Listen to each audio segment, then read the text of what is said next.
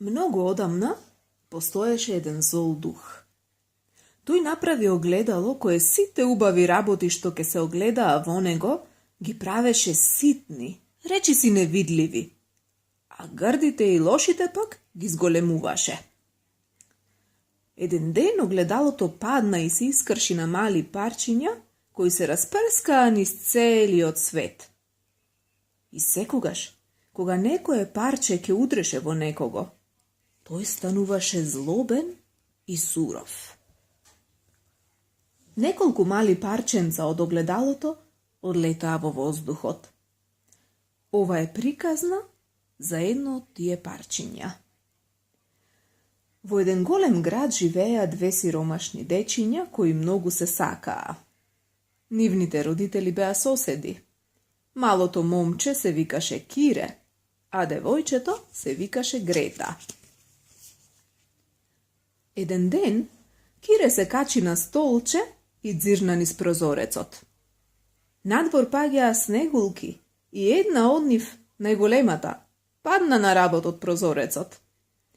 Снегулката стануваше се поголема и поголема, сето дека не се оформи во прекрасна снежна девојка. Таа се навали кон Кире и го поздрави со раката. Преплашениот Кире скокна од столот. Дојде пролетта и розите расцутеа поубави од кога било. Еден ден, додека Кире и Грета си играа, одеднаш Кире извика: "О, нешто ме боцна во срцето и отиде кон окото." Тоа беше едно од малите парченца огледало. "О, види," извика Кире, чие срце сега стана грудка мраз. "Онаа роза ја разјале црви, а ова е толку грда." Малку по малку, Кире почна да ги имитира сите непристојни работи околу себе. Не ја штедеше ниту малата Грета. Еден зимски ден, додека Кире си играше со другите деца, вниманието му го привлече една голема санка. Седна во неа и замина.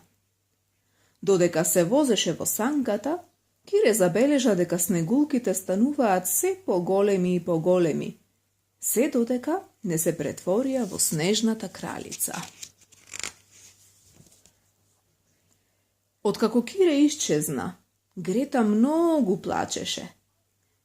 Кога дојде пролетта, таа рече: "Јас ќе одам да го барам Кире." Тргна кон реката и се качи во еден мал брод. "Може би реката ќе ме одведе до Кире," си помисли таа. Грета пловеше низ реката, се додека не дојде до една голема градина со цреши, во која се наоѓаше мала куќа. Од куќата излезе една стара жена.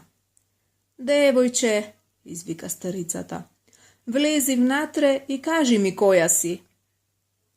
Грета и раскажа се, а потоа старицата ја внесе внатре во својата колиба. Старицата беше пролетната кралица. Таа копнееше по девојче како Грета. Времето поминуваше, а Грета се помалку мислеше на Кире.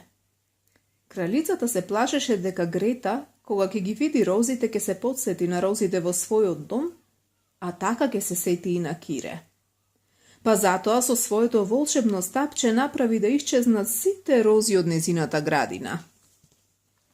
Но еден ден, Грета случајно виде слика од роза на капата на старицата и веднаш се сети на Кире.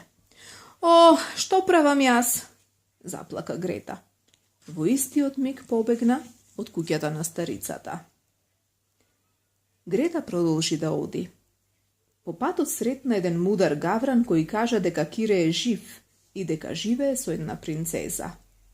Но на нејзино разочарување, кога стигна до палатата, наместо Кире, таму сретна еден млад принц. Принцезата ја праша Грета што се случува, а таа ја раскажа својата приказна. Следниот ден Грета се збогува со кралската двојка и замина со златната кочија што ја дадоа принцот и принцезата. Но кочијата ја нападнаа кратци и ја извлекоа Грета од неа. Но тие не и наштетија на Грета. Кога водачот на крадците ја слушна приказната на Грета, рече: Јас го видов Кире во Лапонија, во палатата на снежната кралица. Со помош на керката на крадецот Грета побегна јавајки на Ирвас. Ирвасот набргу ја донесе до палатата на снежната кралица. Грета влезе во палатата и во истиот миг го здогледа Кире.